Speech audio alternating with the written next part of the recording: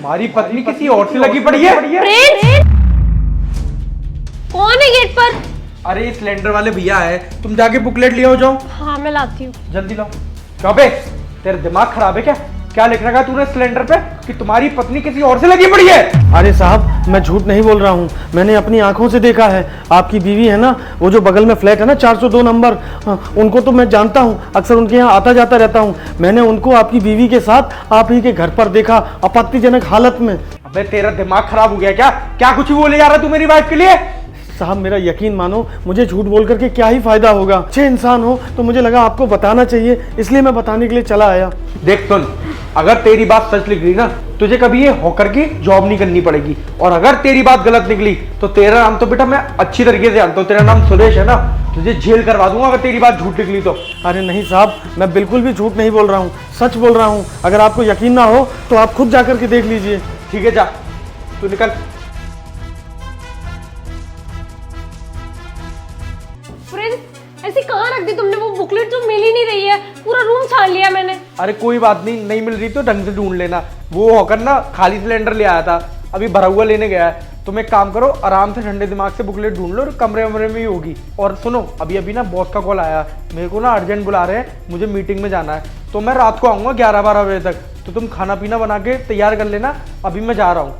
पर प्रिंस, अचानक से क्यों जा रहे हो? तुम्हारी तो छुट्टी थी ना आज। अरे कोई बात नहीं, कभी कभार क्लाइंट आ जाते हैं, बोनस भी तो मिलता है ना। मैं आता हूँ 11-12 बजे तक की बात है, और कल का मैं ऑफ ले लूंगा, फिर तुम्हारे साथ टाइम स्पेंड करता हूँ ना मैं। चलो ठीक है, पर जल्दी आना, और आने से पहले मुझे फोन कर देना, क्योंकि मैं लॉक करके रखूंगी। अगर सो गई तो तुम खटखटाते रह जाओगे। ठीक है ठीक है ठीक है, चल मैं जा रहा हूँ। हाँ बाय।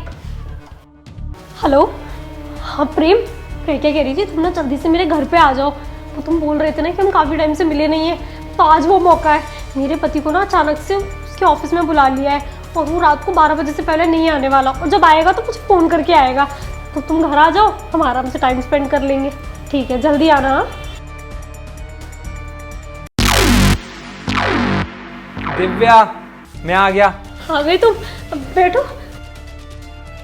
तुम कैसी हो? तुम आ गए हो ना, बहुत अच्छी हूँ मैं। पर दिव्या, तुम तो मुझसे बोल रही थी कि तुम्हारा पति आज के लिए घर ही है, अचानक से कैसे चला गया? अचानक से कॉल आ गया तो चला गया। पक्का चला गया है ना? ऐसा ना हो कहीं इधर उधर गया हो और घर पर आ जाए। हाँ हाँ, चला गया, कहीं नहीं गया इधर उधर, वो ऑफिस ही गया है, और रात को 12 बजे से पहले नहीं आएगा। अच्छा, ये तो फिर बहुत अच्छा हुआ। चलो तो फिर रूम में चलते हैं। चलो। रुको, दिव्या क्या कर रही है इसके साथ? और ये कौन है? भैया है मेरे दूर के, तो तुम नहीं जानते? अच्छा, मैं नहीं जानता? मैं इसको बहुत अच्छी तरीके से जानता हूँ, ये हमारे बगल वाले फ्लैट में ही तो रहता है, 402 नंबर में, मिस्टर प्रेम। अरे हाँ हाँ भैया, मैं 402 में ही रहता हूँ, लेकिन ना मैं ना आपके घर पे कुछ सामान लेने के लिए आया था। वो ना मेरे घर में ना थोड़ा एक तार खराब हो गया है एसी का, तो मैं प्लास लेने के लिए आया था भाभी जी से। हाँ, वो तो मैं तुमसे मजाक कर रही थी। तुम एकदम से आ गए ना, तो मुझे तुमसे पूछना चाहिए था कि तुम यहाँ क्या कर रहे हो, और तुमने मुझसे पूछ लिया, इसलिए मैंने सोचा मैं तुम्हारे साथ थोड़ा सा मजाक कर रही हूँ, और कुछ नहीं। मैं पर तुम्हारे साथ कोई मजाक नहीं कर रहा हूँ। कल भी तो आए थे तुम मेरे घर पे, कल भी प्लास लेने के लिए आए थे। नहीं नहीं भैया, कल तो मैं नहीं आया। अरे याद करो ढंग से। नहीं प्रिंस, कल वो नहीं आए। क्या हो गया है तुम्हें? तुम ऐसी बातें क्यों कर रहे हो बाहर वालों के सामने? क्या हो गया मुझे क्या हो गया ये पूछ रही हो तुम मेरी पीठ पीछे पड़ोसियों के साथ मुंह मार रही हो, और मुझसे पूछ रही हो कि मुझे क्या हो गया है। और तुम तो शादीशुदा हो ना, उसके बाद भी तुम मेरी वाइफ के साथ यहाँ पे उल्टे सीधे काम करते हो। अरे कैसी बात कर रहे हो भैया? मैं प्लास मांगने के लिए आया था और मैं उल्टे सीधे काम? अरे अपनी वाइफ के बारे में कुछ बोलने से पहले थोड़ा सोच तो लो। देखो सुनो, मुझे ना कुछ भी बताने की जरूरत नहीं है। जब कल सिलेंडर वाले भैया आए थे ना, उन्होंने तुम्हें आपत्तिजनक हालत में देख लिया था, और उन्होंने इसी चक्कर में गेट नहीं खटखटाया, क्योंकि उन्होंने खिड़की में से सब कुछ देख लिया था। और उन्होंने ना आज सुबह मुझे अच्छी तरीके से सब कुछ बता दिया है, क्योंकि वो तुझे जानते थे, क्योंकि वो तेरे घर पे भी सिलेंडर देने के लिए अक्सर जाते थे। और देख, जैसा वो बता के गए ना वैसा ही निकला।